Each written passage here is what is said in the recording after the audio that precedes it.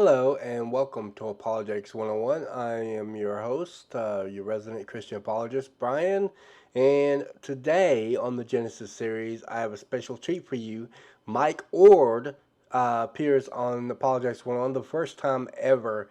I love it. I enjoy Mike Oard's stuff. I think that he's great, and I've seen a lot. I've got a lot of his material, his written material. I've seen stuff that he's written online as well, and he always does good. I've seen things that he's presented in lectures and interviews. I know he appeared on Standing for Truth several times as well. Today he appears on Apologetics 101 discussing the evidence for a global flood. We're going to be looking at things like planation surfaces and erosion rates and things like that that all support the fact that a global flood had happened. And of course, we're going to be looking at the biblical account of the flood as well. We're going to be like looking at certain passages, and we're going to talk about Psalm 104, and so it's going to be a great discussion. I can't wait. I've always wanted to have Mike Oard. I'm hoping to have him on again to talk about the Ice Age eventually. He does great in both of these areas, and he's a retired meteorologist, and so he specializes in the earth sciences, and he deals with things like atmospheric science and things like that. So it's great to have Mike Ord on my channel to discuss these issues. And without further ado, let's dive in.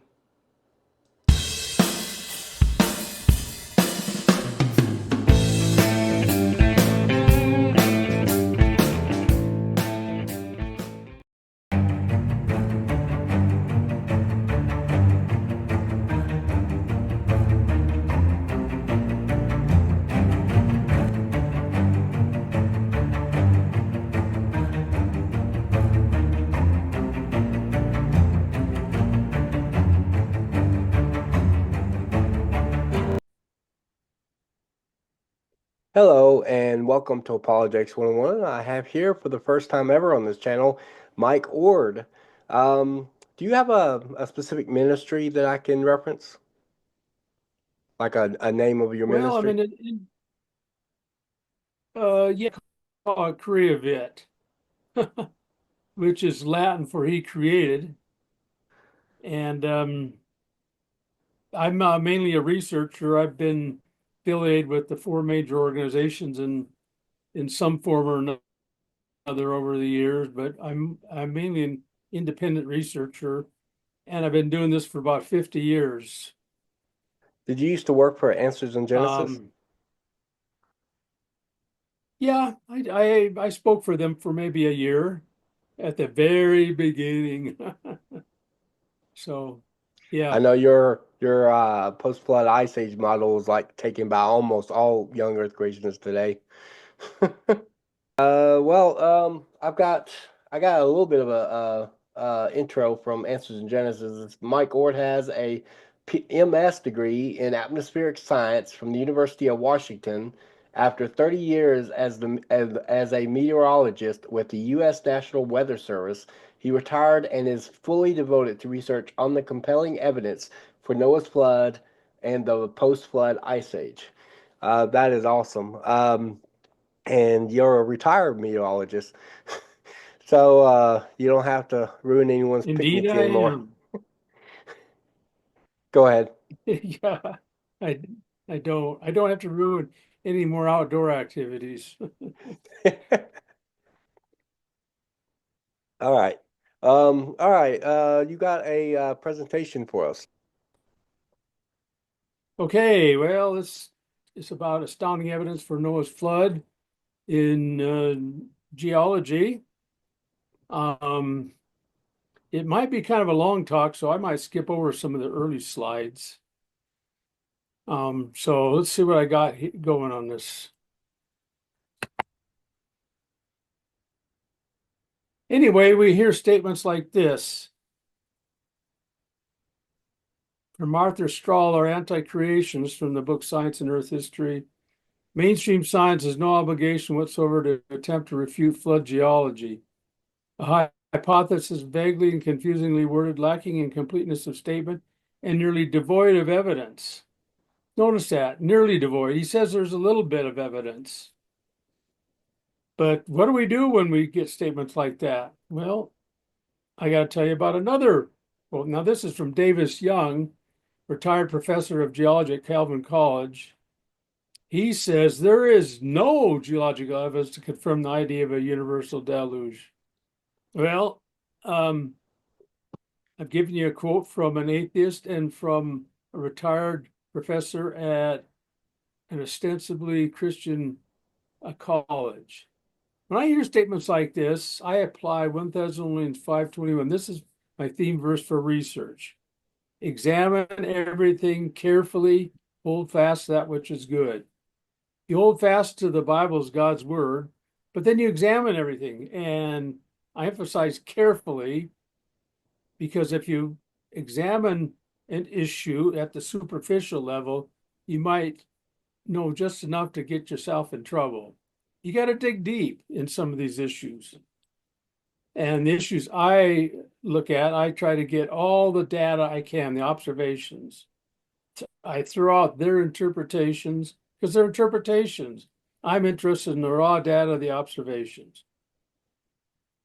So with that, the first question to ask, is it a global or a local flood? Many Christian theologians and scientists want to believe in a local flood, but scripture is clear that it's global. And I believe geology shows it's global also. For instance, the context of Genesis 6 to 9, it has over 30 universal terms for the whole earth. And the ark landed in the mountains. In a local flood, if you're caught in a boat, you're going downstream, either ending up a floodplain or in the ocean. And the tops of the mountains showed up in 75 days. What kind of local flood is that? And why bring all those animals on the ark? They can easily move maybe just 15 kilometers away and be just fine. A 371-day flood is hardly local. It's not a 40-day flood. The Bible indicates it's 371 days. The 40 days is the first part of it with the heavy rain. Anyway, the covenant of the rainbow would make no sense if it was a local flood, because God has broken his promises, his promise tens of thousands of times, because we've had tens of thousands of local floods. Also, the animals were told to repopulate the earth. Why repopulate if they exist maybe 15 kilometers away? And the sons of Noah were told to repopulate the earth. Anyway, it's easy to see that the Bible teaches a global flood. And here's an example from Genesis 7:19 to 20. The waters prevailed more and more upon the earth, so that all the high mountains everywhere under the heavens were covered. The waters prevailed 15 cubits higher, and the mountains were covered. And here's a little cartoon, thanks to Dan Letha of Answers in Genesis. Look at that beautiful rainbow. It's a promise from God that he'll never flood the entire earth as he did in Noah's day. My Christian professor said that Noah's flood didn't cover the entire earth. Yeah, that's a big problem with most Christian Bible colleges and university and seminaries. They'll teach evolution and deep time and a local flood. Continuing, he told you it was just a localized flood. That's what he said. So he believes that God promised to never again send a localized flood.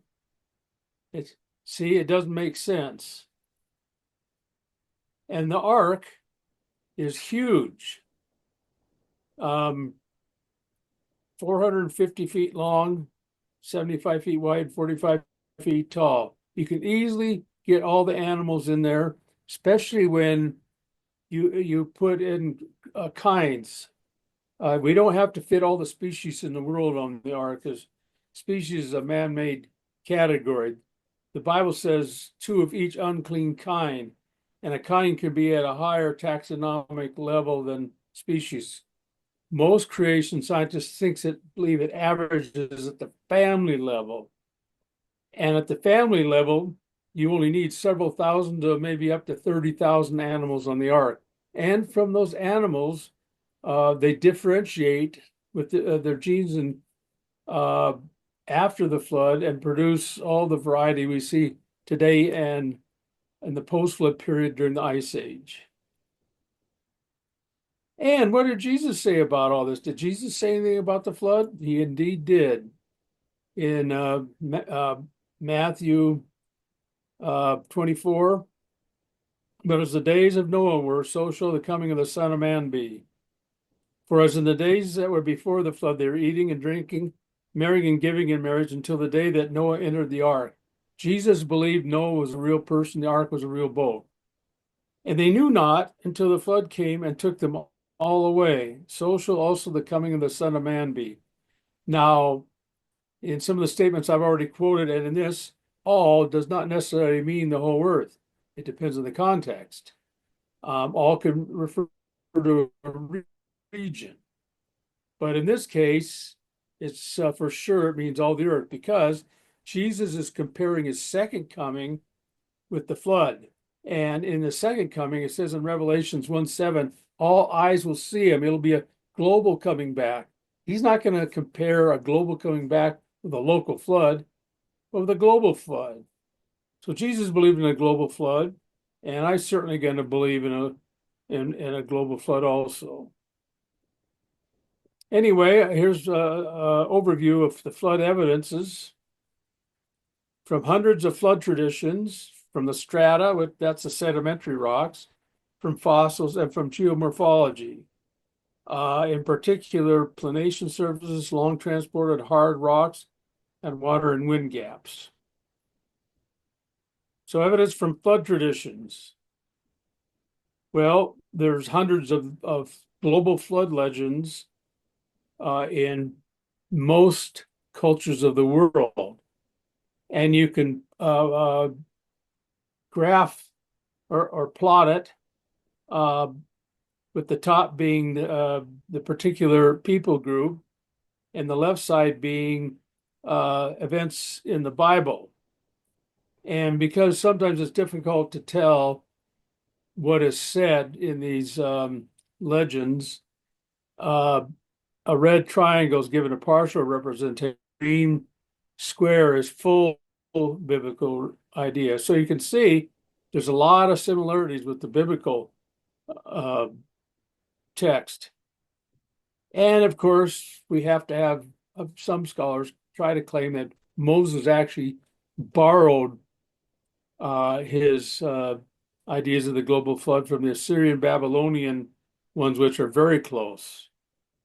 However, when you examine the details in like the Epic of Gilgamesh, the boat in the Epic of Gilgamesh is 120 feet by 120 feet by 120 feet. What is a cube going to be doing in rough seas? What is it? It's going to go like this. Well, I wanted to add this note in. It's a very interesting point here that he makes about the Epic of Gilgamesh. I actually had a small debate in a live chat with a critic who had appeared in a live chat of a video by Standing for Truth. And in that live chat, the critic tried to argue that the Bible copied their story from the Epic of Gilgamesh. That's not how historical. You don't go from the embellished to the more historical. That's not the way. What historically, that's not how the trend goes. The trend goes from the historical to the more embellished. The embellished elements within the Epic of Gilgamesh, such as having the boat having even size, and so it looked like a cube, and so it would capsize in the turbulent waters. That's the point that Mike is making here. I think he assumed that you could see him, but you can't see him because I had already downsized the window. Somehow it messed up on his end. I guess he maybe still had the window up. I don't know what, but it was showing up as a gray square for some reason. Um, but but it's okay. You know what he's getting at. But The cube-shaped ark would have actually capsized in turbulent waters. But if you look at the description of the ark made by the Bible, the biblical account, the ark was made with perfect dimensions. That boat could weather turbulent waters. It was made to do that. You got the pitch being used as some sort of waterproofing element. You don't have those kinds of details when the account's not historical. Those specific details are added because of the historicity of the account itself. It's giving you historical details of what took place. And it gives you very specific measurements, it gives you very specific details to how the ark was built, what kind of wood it's made out of, and all sorts of things. And so, this kinds of details are not the kinds of things you would see in myth literature and poetry. Poetic, kind of a poetic language that a lot of the ancient Near Eastern literature is written in. Um, uh, you don't see that kind of stuff in those types of literatures, but in the Bible, you see a historical account being recorded. This means the Bible represents the true account of the flood, whereas Epic of Gilgamesh is a more distorted version of it. There are a lot of similarities, yes, but you can't just simply argue in a circle and assume that, well, since there's lots of similarities, that the Epic of Gilgamesh must have been created first. Because what if the Bible was? And on top of that, with it having more sober historical account, the ark is made with perfect dimensions to weather turbulent waters, whereas the boat in the Epic of Gilgamesh is a cube. That could never weather a storm because it would capsize very easily.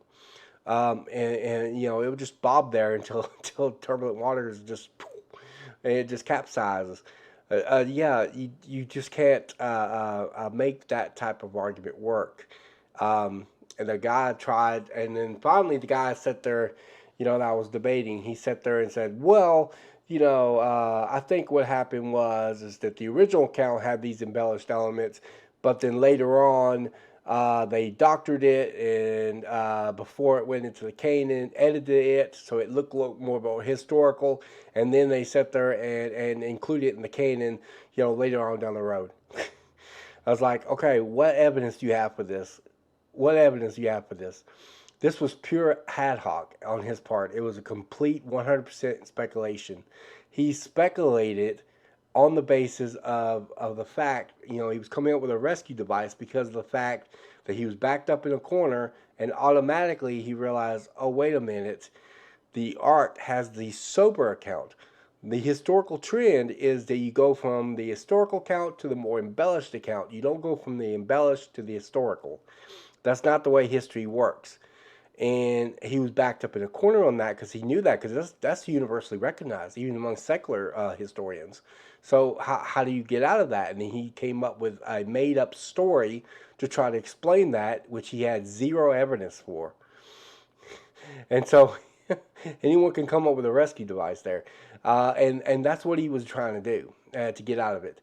But Mike Ord's point here is very, very strong. You don't go from the embellished to the historical. You go from the historical to the embellished. And so that means the Bible is the earlier account, while the Epic of Gilgamesh is the more later one. The shape of the ark is a ratio of length to width of 6:1. Very reasonable according to ships today and barges. So we know which one's the original. It's in the book of Genesis. So let's get into sedimentary rocks. Geological jargon for sedimentary rocks is called strata. Anyway, we can plot the stages and phases of the flood in this diagram, in that you have two stages where waters rise and cover all the land. That's called the flooding stage. And then it retreats off the land, mainly because the land comes up out of the floodwaters, and that's called the retreating stage. But you can go further than that. The first 40 days probably are the most violent. And so that'd be phase one. Then after day 40, we had a prevailing, the Bible says they prevailed. So that's probably a gentle rise from day 41 to about day 150, the peak of the flood. And then the waters retreat. In phase 4, they start off as wide currents because most everything is covered. The wide currents might be 2,000 kilometers wide, 5 kilometers deep. And then as more mountains and plateaus extend up above the floodwaters are forced to channelize, because move to go around these. So that becomes phase 5, the channelized flow phase. So based on that, we can look at the strata and the fossils, which I believe were deposited in the flooding stage. Retreating stage is mainly a time of erosion. So the flooding stage is where the sedimentary rocks are laid down with their fossils in it, and even a lot more because a great amount of the top of the sedimentary rocks and sediments were eroded off during the retreating stage. A good place to start is to look at a great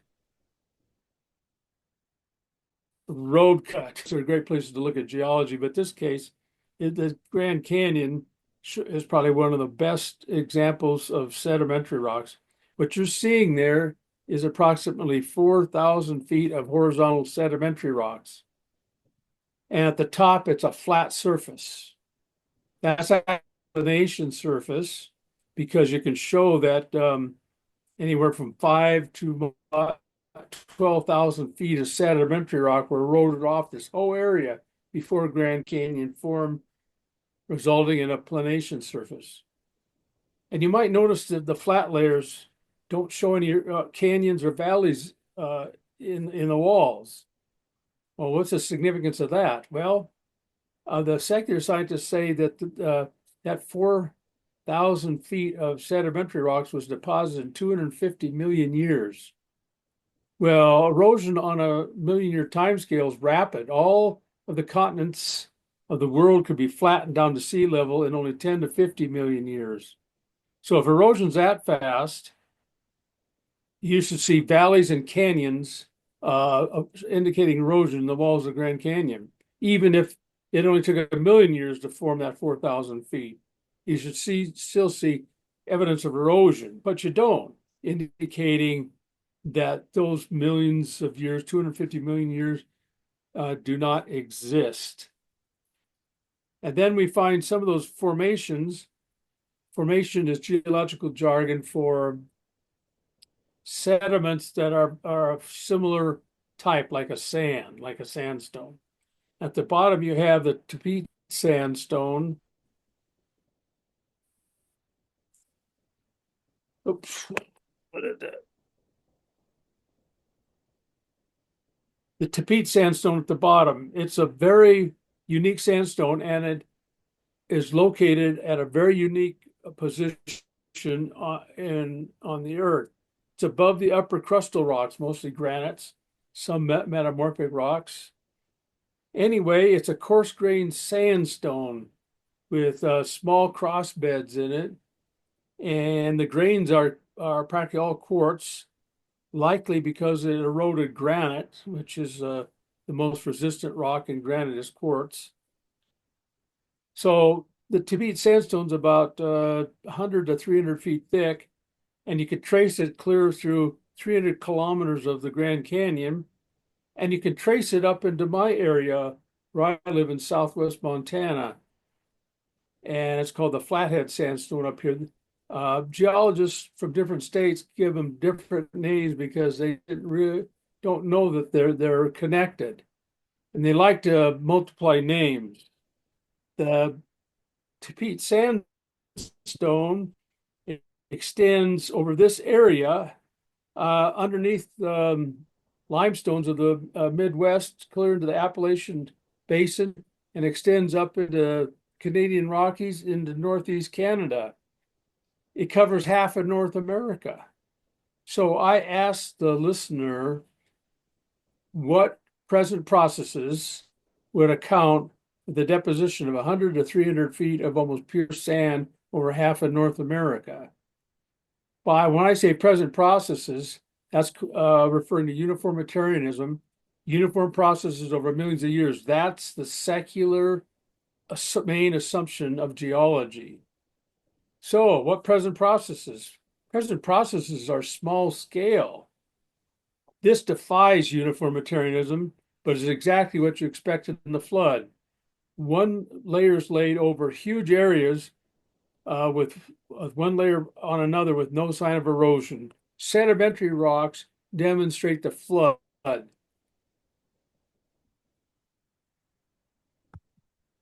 And when you look at the Grand Canyon, like I said, um,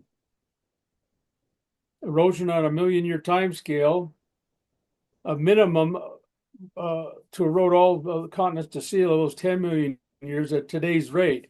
But you can't use today's rate when the mountains become smaller and man adds erosion, but you could put a max of 50 million on it. Anyway, if that is the case, this is what you should see in the walls of the Grand Canyon. You see granite there, and then you have 4 sedimentary layers laid on top, and then give it about 20,000 years, you're going to see valleys that are cut in the sedimentary rocks. And then it can fill in and happen again. That's what you should see, panel D, in the walls of the Grand Canyon. But that's what you see. Usually you can trace the layer with little change in thickness for 300 kilometers. Sometimes they'll pinch out or thicken, but in general, you can trace them for 300 kilometers. And like I said, the bottom sandstone you can trace over half of North America. And it's interesting that you're looking at the southern Teton Mountains of northwest Wyoming. The central Tetons have had sedimentary rocks on top, but they eroded off to form nice sharp peaks. So the Grand Tetons. And that peak right there is Grand Teton. And these are the southern Teton Mountains, which have sedimentary rocks, which are very even. This represents the bottom 2/3 of Grand Canyon. It's a sequence they claim of about 200 million years. And 3 geologists did a research project on the Teton Mountains and the valley to the east called Jackson Hole. And this is what they said in 2007 in the book of Geological Chronicles of Jackson Hole in the Teton Range, page 42. The regularity and parallelism of the layers in well-exposed sections that I showed you suggests that all these rocks were deposited in a single uninterrupted sequence. That's what their eyes say. One layer laid on others with no erosion, indicating a single uninterrupted sequence. We have such a thing in biblical Earth history? Yes, it's called the flood. But do they believe that? No, they go to their theory that's been around for 200 years. Say the fossils of regional distribution of the rock units show that this is not really the case. The incomplete nature of the stratigraphic record becomes apparent when the spans of time represented by each of the various formations are plotted on a numerical time scale.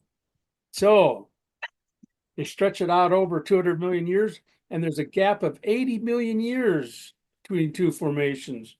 If that's the case, where's all the sign of erosion? It's not there. So they don't believe their eyes, their observations, which is the science, and go to their theory. And now I'm going to shift to fossils. How do you form a fossil? Well, first of all, you have to have rapid burial, and it must be fossilized before decay, which means chemicals must be forced into the bones, usually from the horizontally, and the chemicals must turn it to stone before it decays. That's a tall order. And as a result, fossilization is a very rare event going on in the world today. But in the flood, we have hundreds of billions of fossils, if not trillions. And that's why Ken Ham's statement makes a lot of sense. What's the best evidence of a global flood? Billions of dead things buried in rock layers laid down by water all over the earth. Tremendous evidence from fossils. And a lot of those fossils indicate catastrophe, like graveyards. This is a graveyard of ammonites. There's also huge dinosaur graveyards. There's one in Montana that has 10,000 duck-billed dinosaurs in a layer a meter thick, 2 kilometers long, and a half a kilometer wide. 10,000 duck-billed dinosaurs of the same species. Now that says catastrophe. We have a lot of fish-eating fish fossils indicating rapid deposition and fossilization. Also, we have ichthyosaur in the process of giving birth. It was fossilized so quickly that it caught it giving birth, or else the pressure of the sediments forced the fetus out.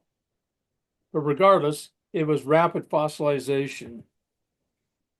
And so 95% of fossils are mollusks, like clam or a brachiopod or an oyster. They have shells. And most mollusks in the sedimentary rocks are closed-shelled. Now, the muscle attachments decay rapidly in the shell, and the shell opens in days to weeks. The fact that we have so many closed-shelled mollusks worldwide indicates rapid deposition worldwide. Fossils indicate a global flood. Here's a sample from my friend Dennis Buckavoy from in Oregon of various closed-shelled mollusks. So, evidence from geomorphology. Geomorphology is a study of the surface of the earth. Geo means earth, morphology means shape. So, the flooding stage is when the rocks and the fossils, the sedimentary rocks with the fossils form. Retreating stage is when the waters ran off, eroding a huge amount. And as they're retreating off the land, at first as wide currents, then as more narrow currents, they erode the top of the sediments and form features that secular scientists have extreme difficulty explaining. I'd say impossible, but here's a block diagram illustrating it. The current continental surface, where we find dinosaurs and millions of dinosaur tracks and millions of eggs, shows up there. And then the amount eroded off is that yellowish section. And based on a research project that I and two other creation scientists have been doing over the years, we determined the amount of sediments that were eroded off based on the GlobeSet project that calculated the sediments in the ocean, even in difficult areas like Antarctica and the Arctic. They calculated the depth of sediments, and they practically all the continental margin, indicating it's exactly where you expect as currents are running off the continents at high speeds, and they run into deep water, the currents will slow, and then they'll drop their load right along the edge of the continent. At the average sedimentary rock along the edge of the continent is 3,000 meters. Huge amount. In some places, it's over 18,000 meters off the east coast of the U.S., Gulf of Mexico, and even off the Arctic coast of northwest Canada. So when you put all that sediment eroded off back onto the continents for day 150 for the maximum depth, it averages 1,900 meters you have to place back on the continents. But how much is left? Our research project is determining how much is left for each state. We've done more than half the states. And we're finding deep, huge rifts in the continental crust below the sedimentary rocks. And this is being published in the Creation Research Society Quarterly, I might add. And we're getting numbers for the current continental sedimentary rocks around 1,800 meters. It varies a lot. So at the peak of the flood, you had a total of 3,700 meters collect. That's a powerful amount of sediments and sedimentary rocks that turned to stone uh, for the early flood for the first 150 days. And, and we're looking for where we believe that came from. And I think we have a good idea, but we haven't pushed it yet. Um, and so this applies tremendous catastrophism. So as the waters are running off, it forms features on the surface that they can't explain. The first one I'm going to talk about is planation surfaces. There's a planation surface in the Bighorn Basin of northeast Wyoming. You can see the tilted sedimentary rocks to the west. The view is to the south. And it used to be a dome, and it was sheared off and forming a flat surface called a planation surface.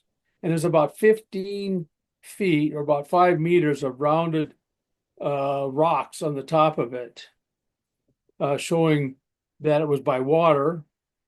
And some of that rock is quartzite. I'll get into that a little later, but that's a typical planation surface. So we have plotted planation surfaces in north central, northeast Montana, southern Alberta, and southern Saskatchewan. But they occur at different altitudes.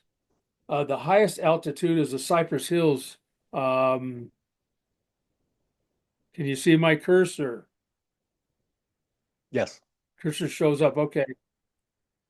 The Cypress Hills, the western part of the Cypress Hills, stuck above the ice, about 100 meters, indicating the ice sheet was very thin in northern Montana and southern Canada here. But the Cypress Hills is a flat planation surface. It's about 80 miles long and about 20 miles wide, but has been dissected, as you see. Probably by late flood channelized erosion or glacial rivers. The second level of planation surface is called the Flaxfill planation surface. This is north central Montana, northeast Montana. That's that green area here. And they've been greatly dissected. It used to be a continuous surface, but it was greatly dissected. And then there's other levels below these. These are plateaus that stick up high up in the air. The western Cypress Hills sticks up 2,500 meters above the river to the north, the South Saskatchewan River, the river to the south, the Milk River. So these are really high plateaus.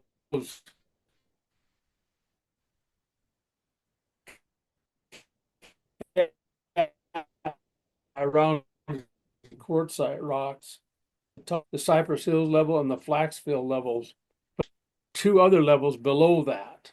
In fact, practically all the plains are a planation surface at different altitudes. Here is the Cypress Hills, the northwest part. Notice how flat it is up there. This is in southeast Alberta. And here is the Cypress Hills in central part in southwest Saskatchewan. And this is where it was dissected, probably from a glacial river, because I found huge erratic boulders in that valley. So that was probably dissected during glaciation of the area. And then the eastern Cypress Hills near East End, Saskatchewan, are flat as a pancake. So that's the Cypress Hills.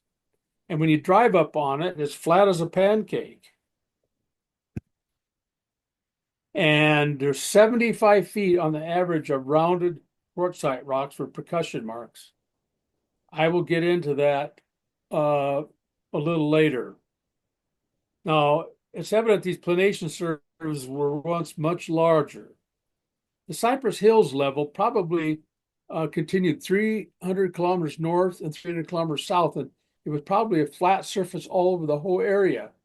And then further erosion just eroded most of it away, just leaving the Cypress Hills and a few other isolated areas left of that planation surface. And then it did it again at a lower altitude. But anyway, the planation surfaces were once much larger. And this was admitted by Lester King, who was a professor of geomorphology at University of Natal in South Africa. He says this, he's a world traveler. So he has studied planation surfaces globally. He says a planation of extraordinary smoothness developed over enormous areas in all continents. It's global. From it, most of the world's present scenery has subsequently been carved by renewed erosions. In other words, all the scenery we see, that comes mostly from planation surfaces. The tops of the Alps is a dissected planation surface. You can barely see it, but it's been dissected so bad that because of huge erosion. And here is a dissected planation surface in north central Montana. This is level 4 of the 4 levels we find east of the Rocky Mountains.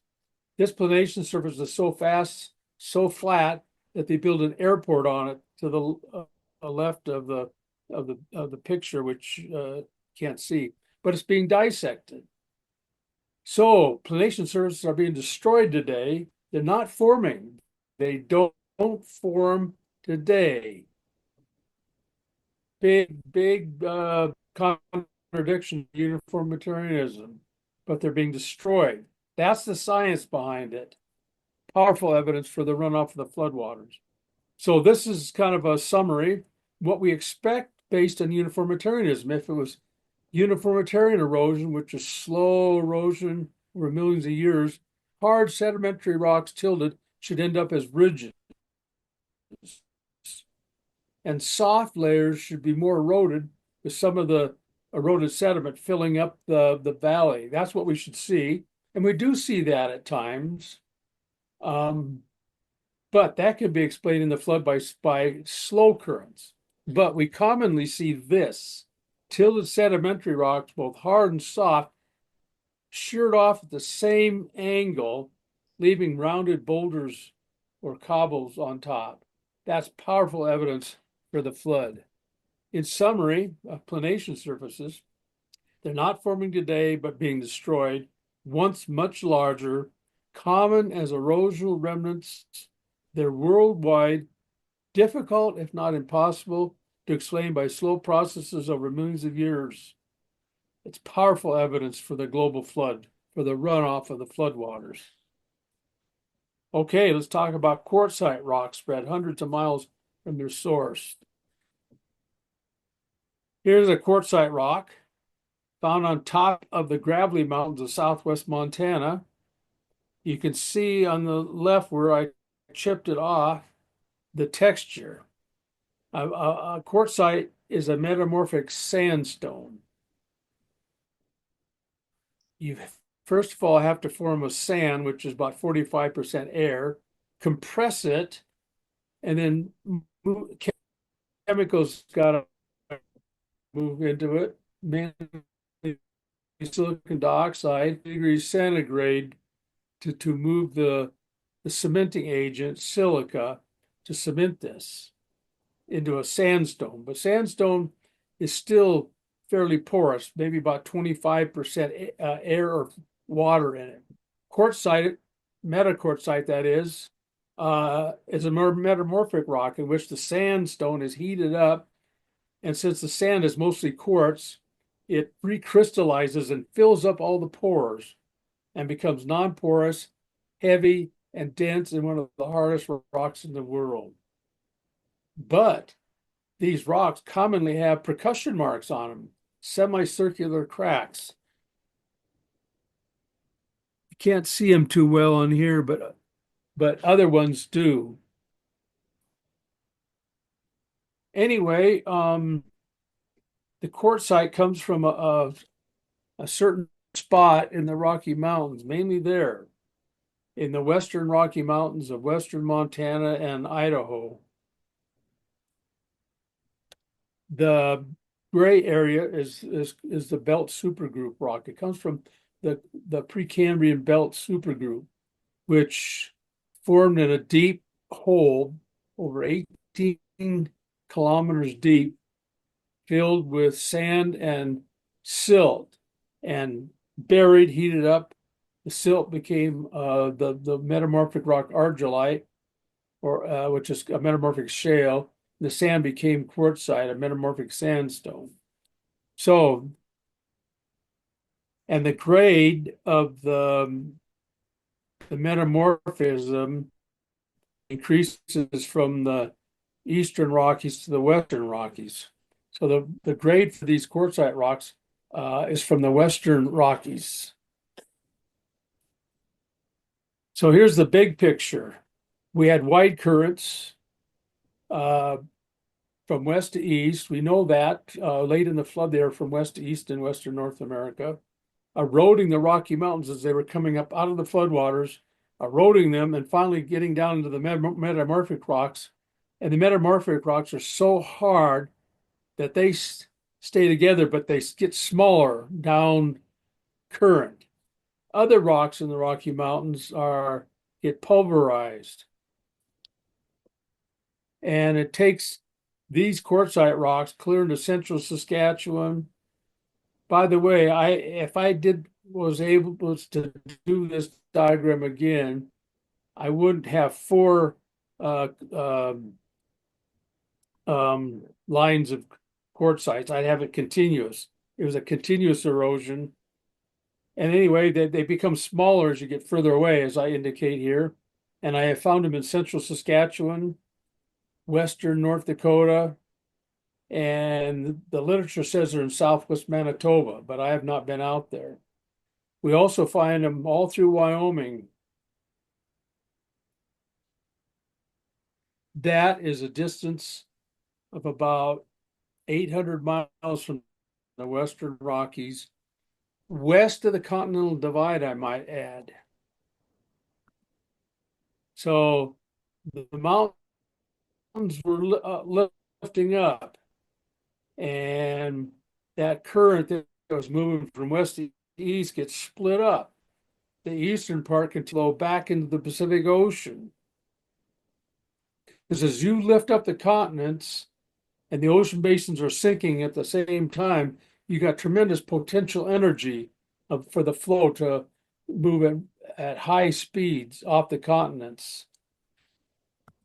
So it splits, and it takes quartzite clear to the Pacific Ocean. So on the western side of the Rocky Mountains, I have found quartzite rocks in east of Vancouver, British Columbia, in the Puget Sound area, all through northern Oregon and in central Oregon. I find them on the tops of 4 mountain ranges, I might add. It's not because the quartzites bounced up there, it's because the mountains rose after the quartzite spread. Well, the big green areas are areas of thick quartzites in paleo valleys. The one in Wyoming is said to be 11 or 12,000 feet, and the state geologist of Wyoming thinks 80% of the top was eroded off. And the one south of the Montana border in Idaho is supposed to be 15,000 feet of rounded boulders of quartzite from Idaho, all from Idaho, piled up in a big crack, a paleo valley. You can drive up to the top of this. And then there's actually quartzites between these, right in here, including on top of the Teton Mountains. So we did a 3-day hike up to the top of the Tetons, on top of Red Mountain, 10,200 feet, and we found rounded quartzites on the top. Now, some of the quartzites are split perpendicular. This is probably due to frost action at the top of this mountain. And the largest quartzite was that I found. Notice how rounded it is by the action of water. And the light colored rocks are limestone that forms the top of Red Mountain. And here are percussion marks on the quartzite up there. Notice the semicircular cracks. This is one of the hardest rocks in the world, and yet the surface has got these semicircular cracks, indicating powerful turbulence. As the secular scientists said, indicates torrential flow. And yet, as far as I know, percussion marks aren't being formed on quartzites today by rivers. This is probably indicative of currents going well over 25, 50 meters a second, maybe probably over 100 miles an hour at times. And west of the Rockies, the source of central Idaho, the triangle areas are small locations of quartzites, but we find them clear to the Pacific Ocean. And I found them in 6 locations in the Puget Sound area, mixed with the glacial debris. The glaciers probably built up in southwestern British Columbia and surged down probably on a lake clear to Olympia, Washington. In north of Everett, Washington, I found 6 locations with quartzites, with some with percussion marks still on them. And that's about 400 miles of transport to the east. And this, like I said, we found them on 4 mountain ranges. This is one mountain range. This is on top of the Wallowa Mountains. We're about 8,200 feet above sea level. And you can see the rounded quartzites there where we were. There's supposed to be a quartzite 1 meter in diameter, but we never found it. It's probably in that snowbank. But we did find one pretty good size. We estimate the weight of that as 440 pounds. Notice how smooth and rounded it is from water action. And I might add, you see all those fines around there, around these rounded quartzites? Other rocks are pulverized as the quartzites were moving at high speeds away from where the mountains were rising. And within those fines made up of silt and probably sand and small pebbles, there's gold. So people have mined the gold in those fines, giving the indication the currents were moving so fast that the gold did not separate out. In fact, there on top of the Wallowa Mountains in northeast Oregon, there was a working gold mine, a placer gold mine at the top of one of the mountains. That's where you send water through a flume and the gold comes out. But it was forced to shut down when it became a wilderness area. Can you imagine that? Active gold mine on top of the Wallowa Mountains. There's quartzites all over the tops of the Wallowa Mountains from runoff from the flood waters. And getting back to that picture I showed you, planation surfaces, those planation surfaces are capped by a rounded quartzite. And in southern Saskatchewan, below the glacial debris, you find quartzites within that blue area called the Empress Formation. Sometimes the glaciers brought them up to the surface. And so I've seen them around Saskatoon, Saskatchewan, rounded quartzite rocks from Idaho.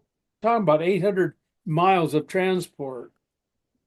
And back to the Cypress Hills, when you drive to the northern edge of it and look north, you see the next level, lower level of a planation surface, about 1,000 feet lower. But you see that the top of the Cypress Hills is actually capped by rounded quartzite rocks, 75 feet thick. There's what they look like, cemented together. That's the top of the Cypress Hills. There's probably hundreds of millions, if not billions, of rocks capping the Cypress Hills, which stick way above the rivers to the north and south, indicating catastrophic movement, flow of water, pulverizing the soft sediments and the most resistant rocks. The quartzites are spread long distance. What a powerful signature for the flood runoff. The flood was a real event. And there's a close-up of the quartzites uh, at Conglomerate Cliffs. And there's percussion marks at Conglomerate Cliffs in the northern edge of the Cypress Hills.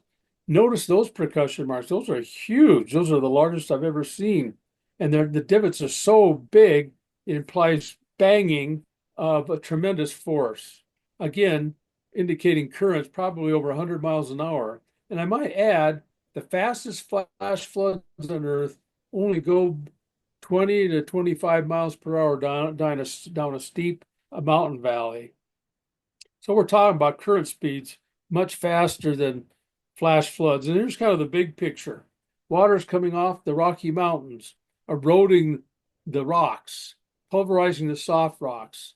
The more resistant rocks are carried long distance.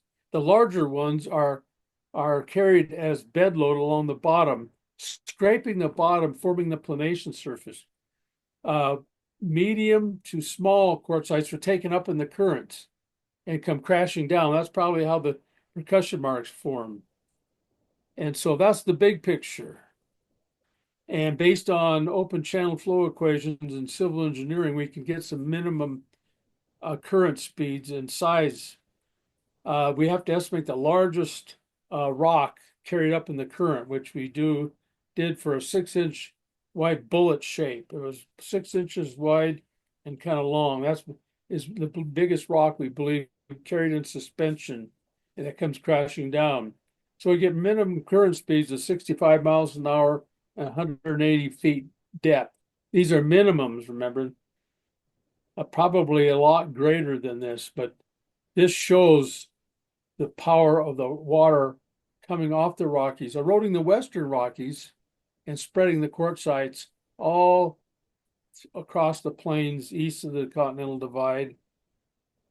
So in summary, quartzites are spread 800 miles east from the source in the Western Rockies, west of the divide. They're spread 400 miles west of the ocean. Percussion marks indicate torrential flow, powerful evidence for flood runoff. Now I'm going to shift to water and wind gaps.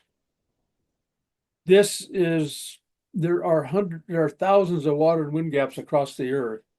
This is one right here, the Shoshone water gap through the Rattlesnake Mountains near Cody, Wyoming. I'm looking east toward Yellowstone Park, which is beyond that range of mountains you see right here. It's called the Rattlesnake Mountains. That represents a granitic uplift with sedimentary rocks banked on either side. And you could see the sedimentary rocks dipping to the east about 30 degrees. And right in here is a water gap in which the Shoshone River, starting in southeast Yellowstone Park, continues east. And it could have gone around the mountains to the south, 2 miles to the south at a low area, but it didn't. It ended up continuing east, carving a water gap 2,500 feet deep, starting off pretty wide and ending up pretty narrow. And and the river goes through it and the highway goes through it. So you can drive to the other side, and it was so narrow that they put a dam in that water gap and formed Buffalo Bill Reservoir. And it's so low, I'm looking south. Here's the water gap right here. This is the low area where the river could have gone through if it was a slow process of erosion over millions of years when the valleys were at higher altitudes, only a couple hundred feet higher. Could have easily gone through to the south.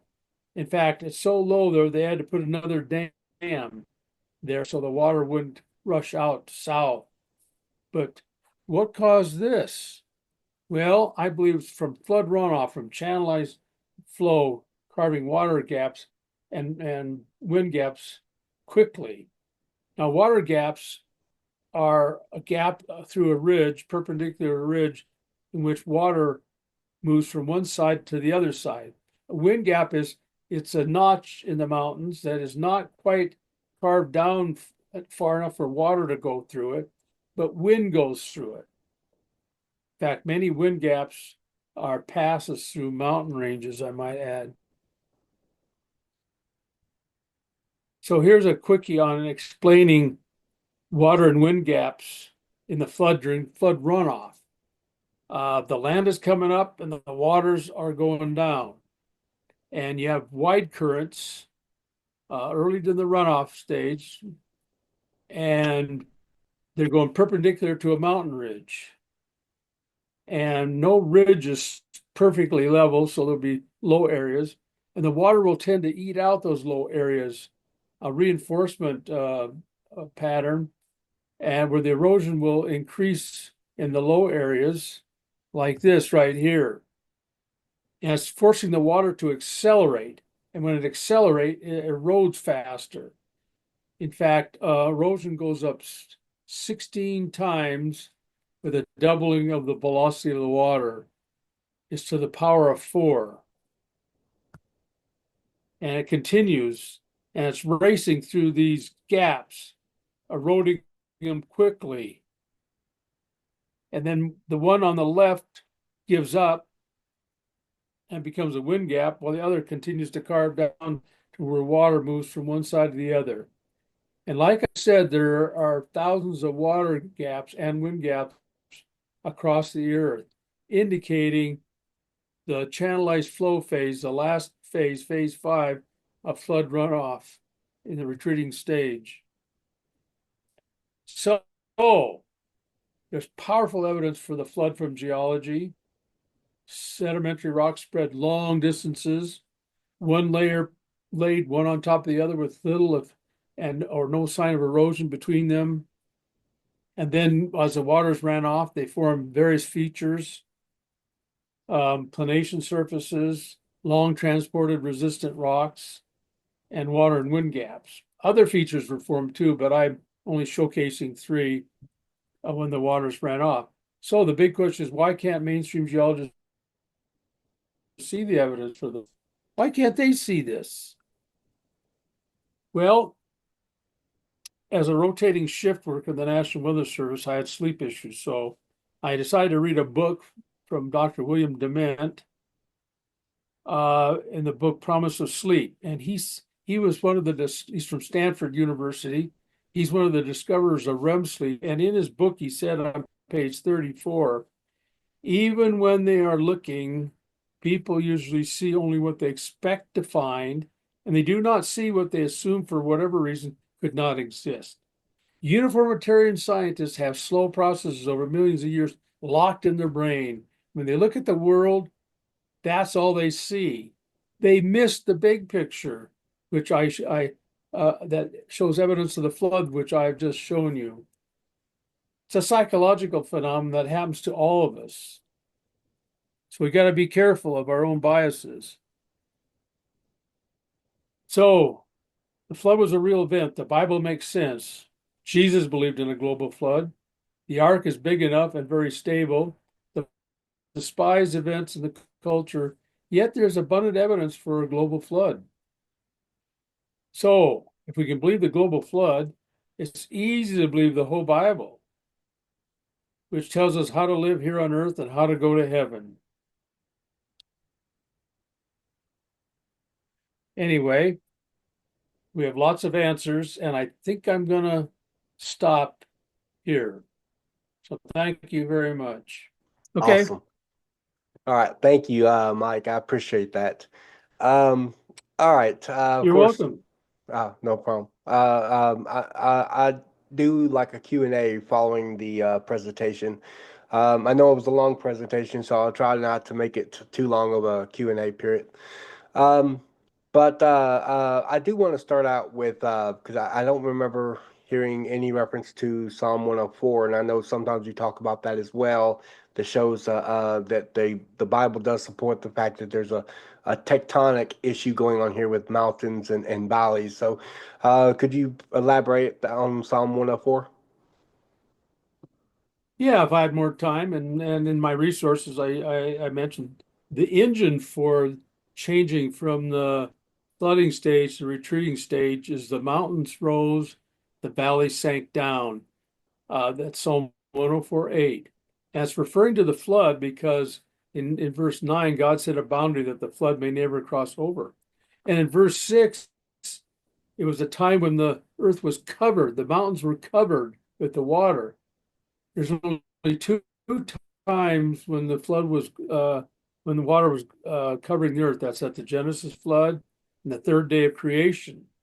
But this is referring to the flood because it talks about a covering of the mountains. Well, Genesis 3 is an uncovering. The dry land appeared out of the waters below. So this is definitely referring to the flood, unlike what some scholars claim. And in the draining of the floodwaters, after waters ended up where God put them, in other words, the ocean. So when mountains go up and the valleys sink down, which is a theme all through the Rocky Mountains, I might add, the water's going to drain off of them. And I believe it happened on a continental oceans. We have evidence for that, and we have these flat-topped seamounts by the thousands on the bottom of the ocean, indicating the ocean basin is sunk about 5,000 feet on the average relative to the continent. So that would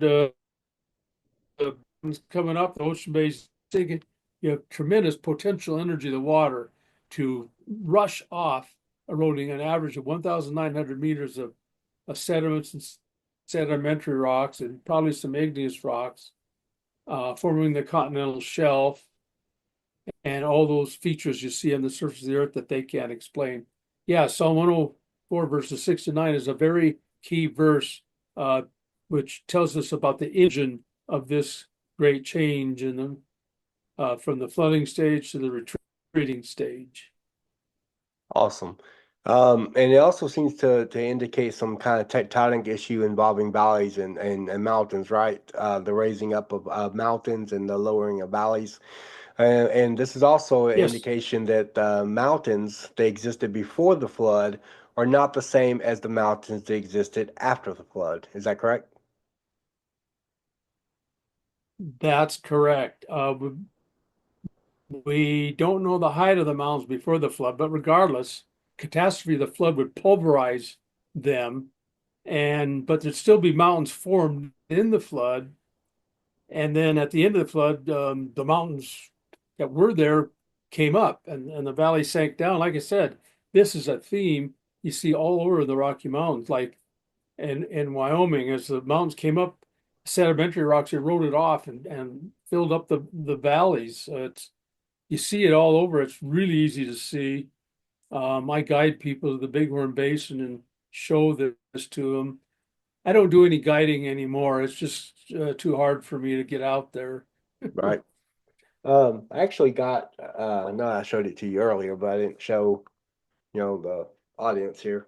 Noah's Flood, Leaf Shape or Shaped the Earth. Noah's Flood, How Noah's Flood Shaped the Earth. That's a book you written on that. I know you also Yes. talk about the catastrophic plate tectonics, and recently I had actually my not my last interview, not the one that's uploading, but the interview before that, or the video before that, I had Dr. John Baumgardner on here talking about catastrophic plate tectonics. So, would you say the Mhm. sinking of the ocean basin, would that fit pretty well with catastrophic plate tectonics? Yeah, I would say it would. They would happen together because I believe that catastrophic plate tectonics occurred starting in the middle of the flood. Um, uh, but there was a lot of geologic in with what's called Pangea splitting in the Atlantic Ocean forming.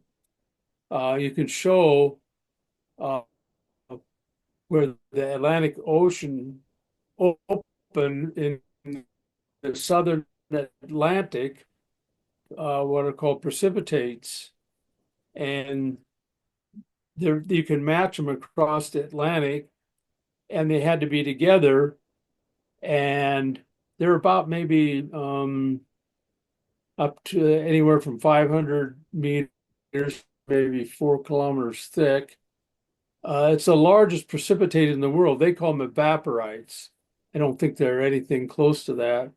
because some of the precipitates could not even be in air; they disappear, like tacky, a rare, very rare precipitate.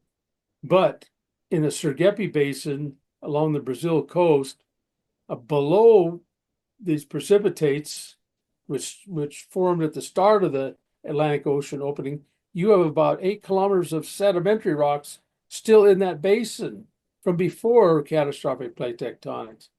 So I've come to the conclusion that a lot of geological activity occurred without plate tectonics going on or catastrophic plate tectonics going on. Some creation scientists believe that a previous continent, Rodinia, broke up and came together from Pangea and split it. Plate tectonics is a mechanism to split the continents, not to cause them to stop suddenly.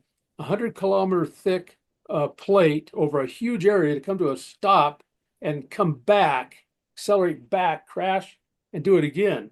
I just think that's impossible. So I'm looking for a mechanism to cause the flood before catastrophic plate tectonics, and I lean pretty strongly towards meteorite impacts being that mechanism. So that's a lot of added bonus for that question. That's fine. Um, uh, Out of curiosity, I'm just curious. It's kind of a little bit off topic, but do you have a position on the what's called the heat problem? Yeah, I do. My position is the same as John Baumgardner's. Uh, we have a lot of heat problems in the flood. Cooling of granites, cooling of basalt lava flows, cooling from accelerated radiometric decay, cooling from catastrophic plate tectonics, cooling from meteorite impacts. I believe that God was in charge of the cooling and took care of the issue. I don't see a physical explanation that anywhere possible to get rid of the heat in a very, very short time. So John Baumgartner feels that God was responsible for that, and I do too, because it says in the Bible that God started the flood, He ended the flood, and Psalm 22 says that God sat as king of the flood. In other words, He's in charge of the flood, making sure the ark did not get hit by a meteorite impact or float over a volcano and topple, not get into shallow water and a tsunami come and God was in charge, and verse 8:1, Genesis 8:1 says, God remembered Noah and them. It didn't mean He forgot. It's a way of saying that He took care of them in the process. I think the same thing with the heat problem. God took care of it. I have a question. You mentioned the meteor impacts. Could you elaborate on Yeah. that? Do you think meteorites struck the Earth during the flood? Oh, definitely. If we look at accepted impacts, and by the way, the secular scientists are very reluctant to accept meteorite impacts, but they have certain stringent criterion, which is why I think they miss most of them. But regardless, they find probably 170 that you can pinpoint for the flood and about 30 after the flood. The ones after the flood would be very small. Some of those in the flood would be fairly good size. Um, but we can go to Precambrian rocks, which are those rocks below the Phanerozoic where you see the fossils. There's not hardly any fossils in Precambrian sedimentary rocks, but there's evidence of meteorite impacts in the Precambrian sedimentary rocks. Um, I've written a fair amount on it, but I need to write more. Anyway, they found some huge impact craters like Vredefort in South Africa. They dated well into the Precambrian. It's estimated 500 kilometers wide. In southern Ontario, Canada, that's dated 1.8 billion years, well into the Precambrian. This is 200 kilometers. These themselves would destroy a good part of the Earth if they were before the flood or formed during creation week. Also, Archean rocks, which are dated in years, they're finding a lot of evidence for impacts. Impacts fear an article from Nature Communications where they actually for impact well into the Archean based on shatter cones in southwest Australia. So they're finding evidence of all these Precambrian impacts, and they're huge. The estimated size of them is anywhere from 10 to 50 kilometers in diameter. So when could they occur in biblical Earth history? Not during creation week, not between creation and the flood, but they'd occur early in the flood as part of the catastrophism early in the flood before catastrophic plate tectonics kicked in. And so I think all these impacts pulverized a huge amount of the sediments, and the powerful currents and the turbulence broke up the rock further into fine-grained particles, because 99% of the sedimentary rocks are actually fine-grained particles of anywhere from clay, silt, sand. We find hardly any conglomerate. So whatever caused this had to just pulverize this rock to find particles. Impacts would do it. Also, the powerful currents form the Great Unconformity. The Canadian Shield is part of the Great Unconformity, and we find the Great Unconformity in the western U.S. In my area, it's at the tops of the mountains, and the Grand Canyons near the bottom of the sediments. But you need a powerful force to create the Great Unconformity. Impacts will do it, and we have evidence for those impacts in the rocks now. So I need to write and talk more about this subject. Right. Let's talk more about the erosion rates. I don't think you really discussed that much, but I know that there's a lot of erosion across the world. And you talk about that in your published works and stuff a lot. Would you is that your assessment that this all this erosion that we find is due to the runoff of the flood, and that there even with the secular timeline, there's not been enough time to mask that much erosion in it. Is that right? Well, yeah, I think the vast majority of the erosion was during flood runoff, but I think you had erosion in the sedimentary rocks. You would lay down sedimentary rocks and cause tectonics, causing anticline to come up and maybe shear it off with erosion, forming a lot of unconformities across the earth. So I think we had erosion throughout the early part of the flood, the flooding stage, but massive erosion taking off the top 1,900 meters, 5,000 feet from the top of the sedimentary rocks that collected at the peak of the flood. Impacts could, after it settles down, could be end up with 3,700 meters average. And I got a good indication of where the rocks came from. It's known now that there's been erosion of the Canadian Shield anywhere from 3 to 11 kilometers. That's a lot. And then you have the Great Unconformity that goes underneath the sedimentary rocks clear to Arizona, and they indicate several kilometers of erosion. So it's looking like the erosion products were on North America and got blasted up by impacts and redistributed to the sedimentary rocks we see today. And even more, 1,900 meters more, and that top 1,900 meters was eroded off during the runoff stage. So to me, it's getting to be a nice pattern in the flood with the impact followed by catastrophic plate tectonics. And it's possible that impacts cause catastrophic plate tectonics, but I haven't gone that far yet. Hey, one example you talk about is what do they call it? Devil's something other, where they think it's eroded in millions of years, but if it was a if it eroded for millions of years, it would be a pile of rubble. Is that right? Do you know what I'm Yes, talking about? Devil's Tower. Yes.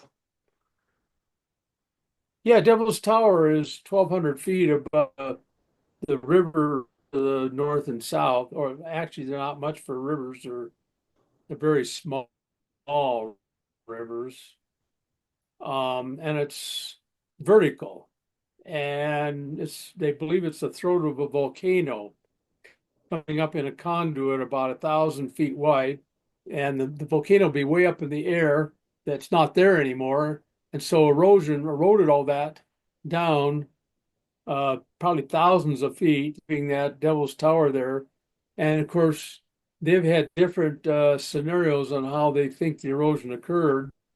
There was a placard near the Devil's Tower National Monument that indicated that the top of Devil's Tower was exposed 40 million years ago, and then the rest of it was eroded down horizontally to form the planation surface in northeast Wyoming, maybe eroding 900 feet uh, in 40 million years. They must have seen that that was ridiculous because the tower is like a basalt. It's very got fractures in it, and by freeze thaw weathering, it's eroding pretty fast today. So it can't be any more than 10 to 50,000 years, be a pile of rubble. But they realized 40 million years for three-fourths of the erosion didn't make sense. So now they're saying it's 1 to 2 million years, all that erosion. But even that is not correct, because it be a pile of rubble in 10 to 40 million years. It can't last very long. What it indicates is that a rapid deposition, I should say rapid erosion during the flood, took out huge sheets of sedimentary rocks and leaving a few isolated erosional remnants that have hardly changed today. The width of Devil's Tower is generally about the same, hasn't changed much, indicating that it's not been there very long. Vertical faces or steep slopes erode much faster than a horizontal surface. So their ideas make no sense from uniformitarianism. It's powerful at the floodwater, leaving erosional remnants. Devil's Tower is probably the best erosional remnant in the world, but there are thousands of erosional remnants on the surface of the earth saying the same thing as Devil's Tower. Right. I always like it when you talk about planation surfaces. Planation surfaces is kind of like a super eroded area, isn't it? Yep, it's a huge area that's been eroded, generally flat. And if it's not quite flat, it has some erosional remnants. They call them Inselbergs, monadnocks or Bornhardts. They got several names for them. That'd be called an erosion surface, little bumpy. But as I showed you at the Cypress Hills and that one in the Bighorn Basin, it's flat, flat as a pancake. That's what I call a plantation surface. And they're Right. quite common across the earth, but they've been greatly eroded to erosional remnants. I wonder, you showed and you talked about this in your published works as well, where mountains to have planation surfaces right there on top, just completely skimmed out. How do secularists explain that type of planation surfaces? Do they think some kind of natural process created it or something? Well, yeah, to them, they're stuck with natural processes over millions of years. Yeah, they do, but let's see. Let me think if I can. I, at the top of my head, I can't think of how they would explain any of these, especially when the planation surface is at the top of a mountain. We have several of those mountains in Wyoming and Montana, where I live. Flat top mountains. The Wind River Mountains are generally flat topped, and that's the great unconformity at the top of the Wind River Mountains. Um,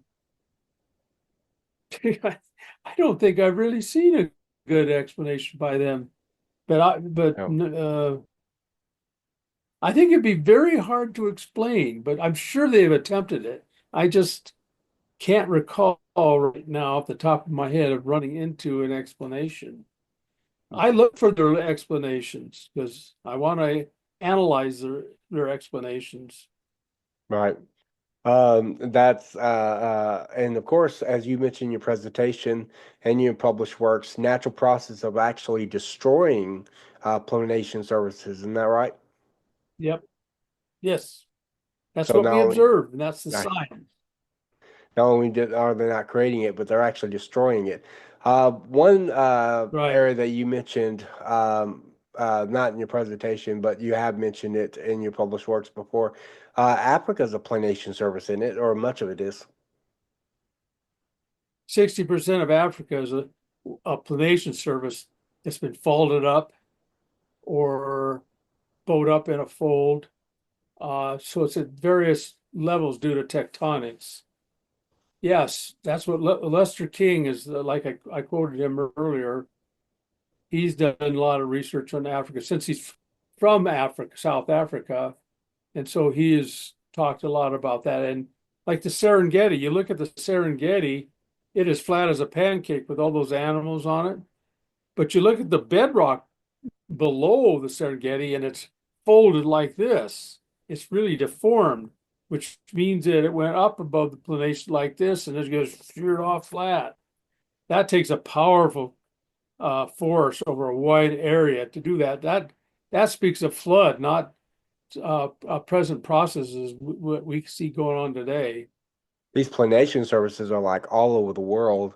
And so it really Yep. speaks, like you said, it speaks highly of a global flood. Um, Yes. all right, awesome. You mentioned on fossils, the mollusk shells found all over the world in closed position. I heard a critic some time back. It was on an open mic night at Standing for Truth, which you've been on before, and I was on the open mic area. And Donnie's actually a friend of mine. But I know you've been on Standing for Truth several times. But there was a guy on there on open mic night. He was a critic, and he said that mollusk shell, or not mollusk, but clam shells have been known to dig into the bury themselves, to escape enemy and that sort of thing. And so I was wondering what your response would be if someone thinks that could explain why at least some of them, like in case of clams, are found all over the world buried. My understanding is they only bury themselves like 11 inches in the ground because they have to be able to eat and survive and that sort of thing. But what would be your response to that? Well, let's see. I've never run across that argument, but it is a good argument from your point of view. Um, yeah, I'm sure some of them did that. We'd have to look at the details. Um, My we'd have to understanding, see though, if there was a pearl associated, but I doubt whether you find any burrows associated with these clams or brachiopods or oysters. how deep Um, has these I bet you could, clams been found? pardon me? How deep has them been found? Because the clams only bury themselves about 11 inches into the ground because they stick something up out of the ground in order to try to, you know, eat or whatever they do. And Yeah. ha- have they been found in all area layers of sedimentary rock? Have they been found? If I'm not mistaken, aren't they found in like one of the lowest layers or the earliest layers, like Precambrian? Would that? I mean, well, go ahead and respond. I'm just kind of working off of random thoughts. Yeah, you find brachiopods, which are like a clam, but they don't have bilateral symmetry. You find those clear down on the bottom in the Cambrian. You don't find too many in the Precambrian. I think I read you find a few. The Precambrian is mostly devoid of macroorganisms. They do have a lot of microorganisms in the Precambrian. Yeah, so you do find them closed shell down there. I found them in a number of places. Someone sent me one from Sweden that was closed shelled, and I found them here in Montana, a number of places. And the ones I showed were from Oregon. I think that idea that they bury themselves 11 inches or so uh, can account for some of them, but I would doubt whether you can find evidence of burrows. And by the way, you find evidence of burrows in sediments quite a few places. So it wouldn't be isolated or destroyed, but a person would have to research that and look for it to disprove that idea as being a general case and not a local case. And even if it was, the the fact is that, like you said, that mollusk shells have been found all over the world, and there are other types of mollusk shells besides clams that have also been found buried enclosed shelled. Is that correct? Mhm. Yeah, And not all of them are like clams where they bury themselves. I think oysters glue themselves to rocks, don't they? yeah. Um, I found thousands of oyster shells above a dinosaur track area, and they're not buried. They're just all through the sediments. But these are small little oysters. Other ones, I've not. I saw others, but I can't remember whether they glued themselves to hard rocks or not. But in general, today they glue themselves to hard rocks. It'd be an interesting study to go through outcrops of oysters and see the context. That'd make a good study in paleontology.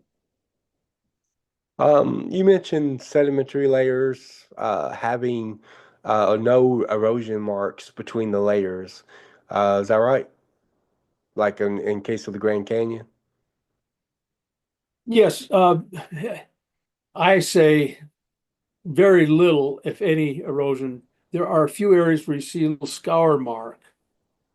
They would claim that's a valley, but they're pretty rare in the grand and the on the bedding surfaces of the Grand Canyon. Right.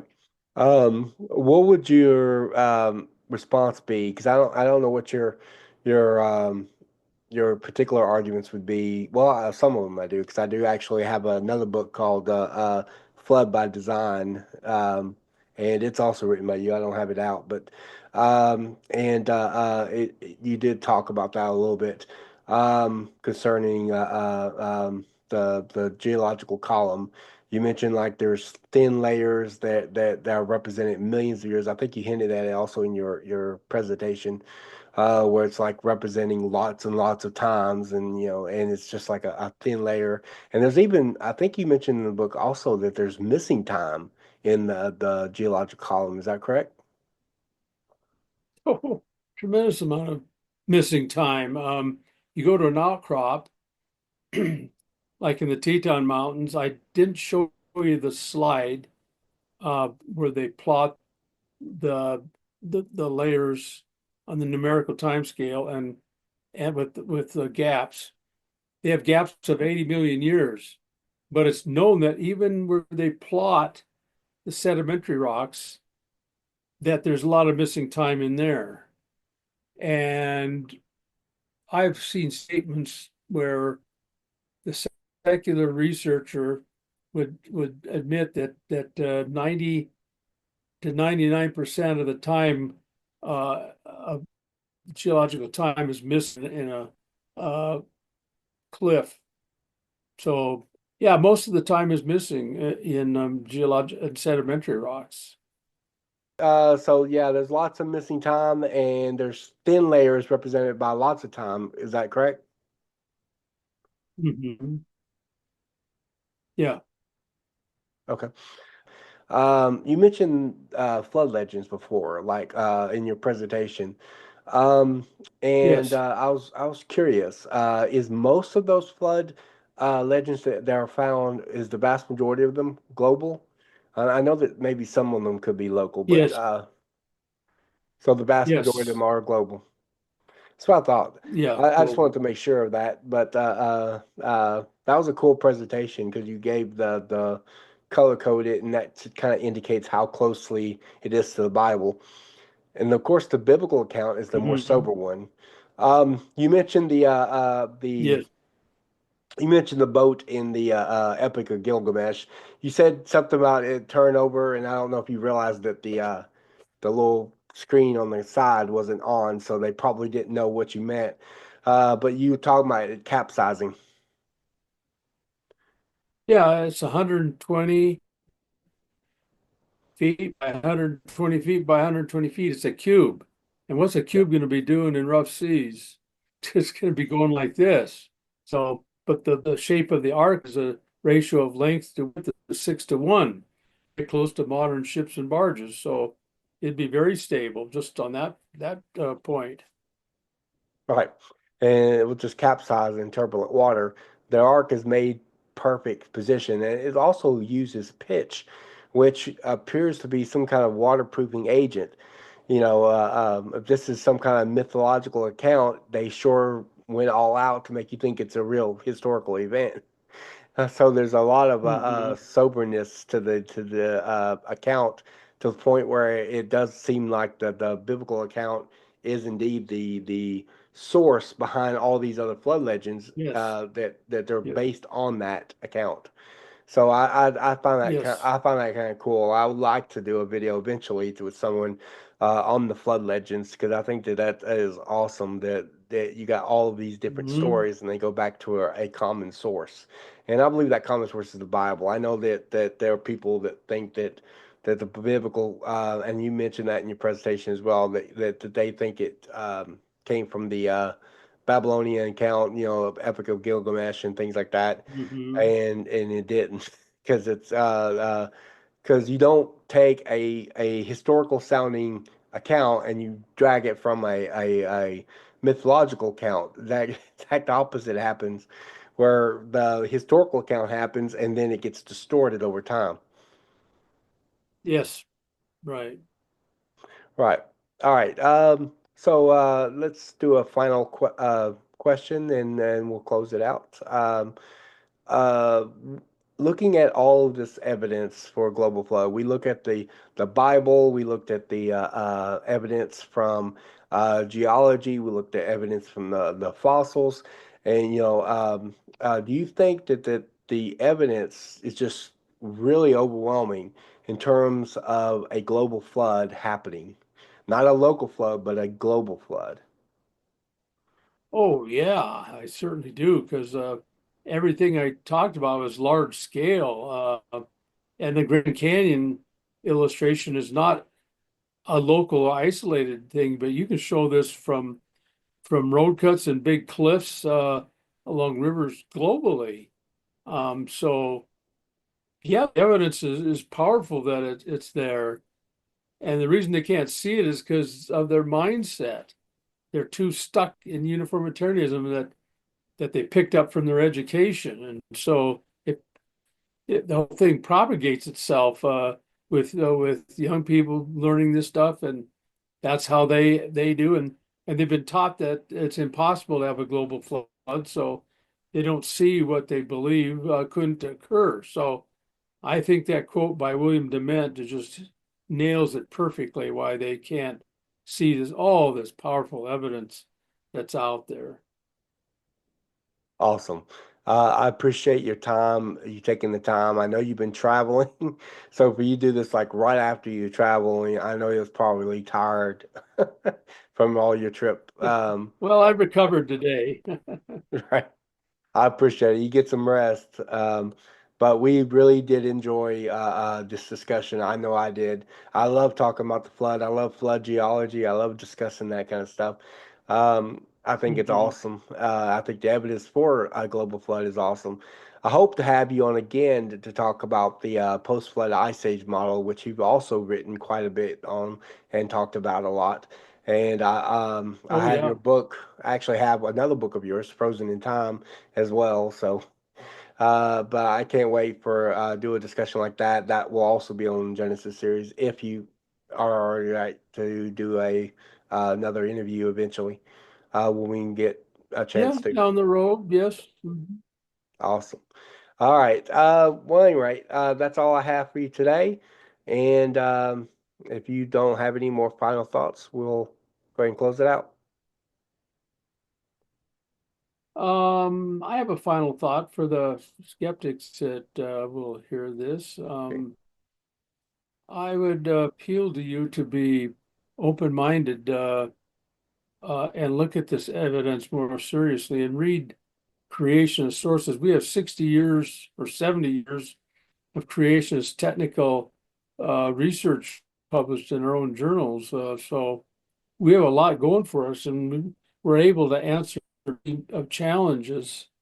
Many are not answered because, first of all, sometimes we don't have enough observations to give an answer, and there's not enough researchers doing research. But I appeal to you to be open-minded in this sense. Read some of my resources. I have some nice pictures showing this stuff. So I just appeal to the skeptic to be open-minded. Yes, definitely. And I do have a number of critics that come on my channel, so thank you for that final thought on that. And we do appreciate you being here and discussing this with you. I always love reading your stuff. I've got several books by you, so I'm looking forward to see whatever else you study. I know you do. You are a researcher. You research a lot of different topics, and Yes. discuss them. All right. Thank you again, Mike. I appreciate it. And I will see you next time. And thank you. And I enjoyed our discussion. God bless. You're welcome, Brian.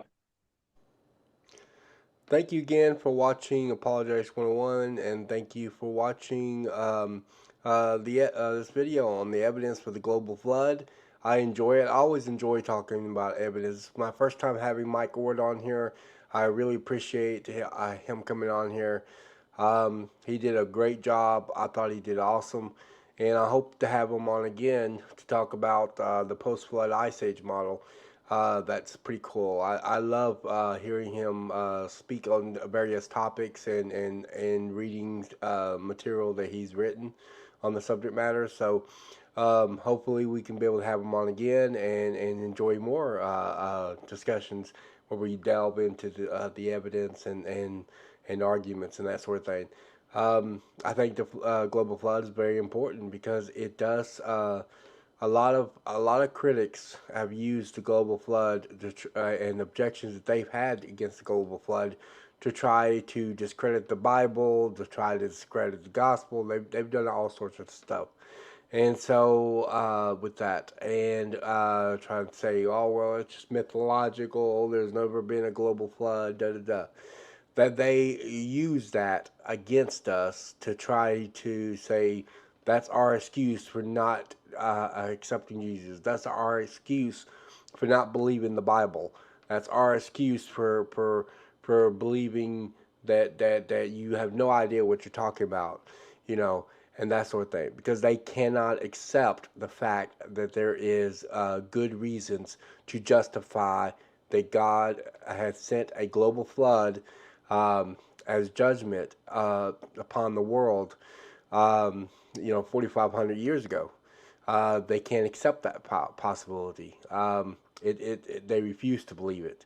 Um, and I had a critic sometime recently that was debating me and in live chat. This one was also in the live chat, but he of another video, and he tried to say, well, there's all these different other historical events, and he was basically using the secular timeline for those dates, those and that sort of thing. Say they're dated through the time of the flood. I said, well, that's circular argument. That's a circular reasoning. You assume that your dating method is correct. If you assume the biblical dating method, it lines up perfectly with a 4,500 year ago flood.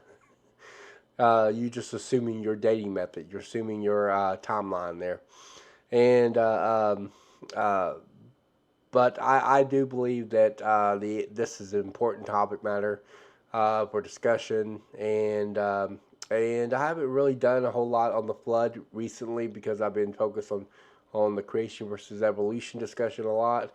So it was great to do a video finally on the flood while I'm talking about the evidence of flood. I'm hoping to do more. I want to do one if I can find someone. I would love to get John Woodmore app in here, but he doesn't really do public discussions, I don't think. And I think his he actually goes under a pseudonym, so I'm not sure. I don't think John Woodmore app is his real name. It could be, but I don't know. I've heard that it's a pseudonym, but but I don't think he does public discussion. So I might have to find somebody else. But I would like to do one on the feasibility of Noah's Ark, and because I know that a lot of people attack that as well. I would love to have that discussion on here, and like I told Mike, I would like to have him back on here to talk about the post flood ice age model. That's another cool topic. I didn't mean for the pun to be there, but but it's okay. Um, but anyway, thank you for joining me on here. I do appreciate it. Remember, don't forget to subscribe to my channel. If you're new to the channel, I do Christian apologetic videos and response videos, and I am having an ongoing. I've got a couple ongoing series, the Genesis series and the Are We Apes series. The latter of the two deals with the claims of human evolution that are made by evolutionists. And the first one, Genesis series, kind of takes it more broader out and topological and deal with specific topics within the area of the origins discussion. And that's the first one's a pretty long series. I've had that out for a while now, for at least maybe about 3 years, almost 3 years, going on 3 years. But the series has been out for a while. Um, but that's what you're watching right now. I've always wanted to do one on the Genesis flood. And so it's cool to sit there and discuss this evidence for global flood. Mike went over evidence from the Bible, evidence from geology. He went over evidence from the fossils. Um, Geomorphology is a subcategory of geology. It deals with the shape of the earth. And I love watching his presentations on that, where he talks about how planation surfaces and erosion rates and all of this is better confirmed by the Bible. It's harder to make that work within the secular timeline.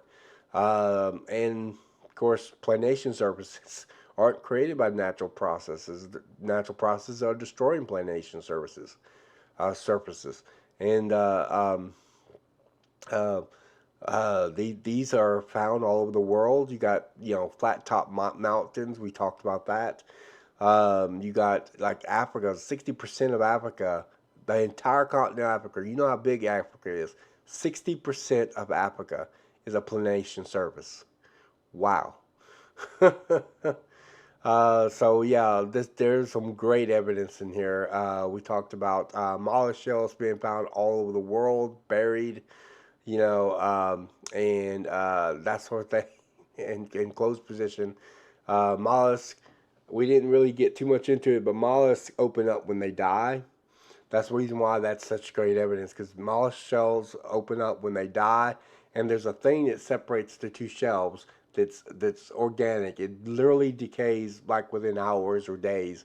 So in a very short period of time, there should be two halves of the mollusk shells.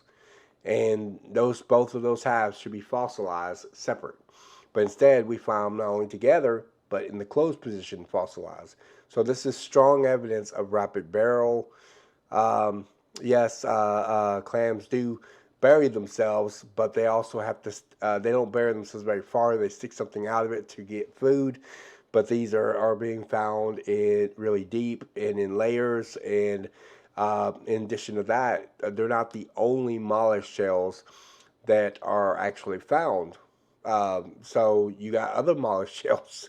So even if you could account for some of the clams, you really couldn't account for all of them. But you specifically would not be able to even account for all of the mollusk shells that are found that way. The evidence of rapid burial is very, very strong. Um, and so I would say and of course that makes sense because fossils really aren't created normally today, unless you have some like a mudslide or something happen. But usually they're not created today.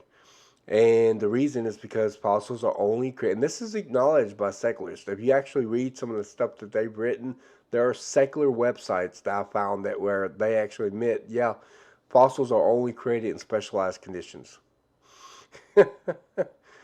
Fossils aren't, something dies today, it doesn't sit there for millions of years waiting to be fossilized.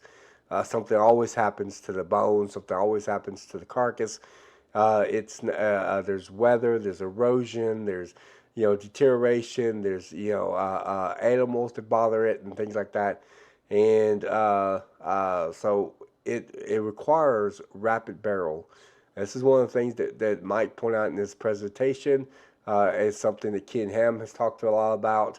The greatest evidence for the flood, he said, was the fact that there are billions of dead things buried all over the earth. That proves that's strong evidence for a global flood because of the fact that would indicate rapid burial because fossils are made by specialized conditions, and even though you might get a few in a mudslide, the vast and even the mudslide would be rapid burial, right? But the fossils are usually not created today. But in a global flood, the fact that we got fossils, you know, billions and, as Mike said, potentially trillions of fossils all over the world that are um, buried and being found in these rock strata indicates a global flood. Um, global flood actually makes sense of the fossil record itself. So I think that's pretty cool. But anyway, again, don't forget to subscribe to my channel because we got more videos ahead eventually. This will be my last video before I go on vacation. And then I'm going to go on vacation and then probably, probably, I don't, I will start doing videos again after March, sometime after March, probably sometime in the early April. But we'll see how everything goes. And of course, I plan on doing a video on the responding to the heat problem, which I've been doing a lot of research. I know Mike had his position. It's similar to Baumgardner's, where he thinks that there was a divine miracle involved.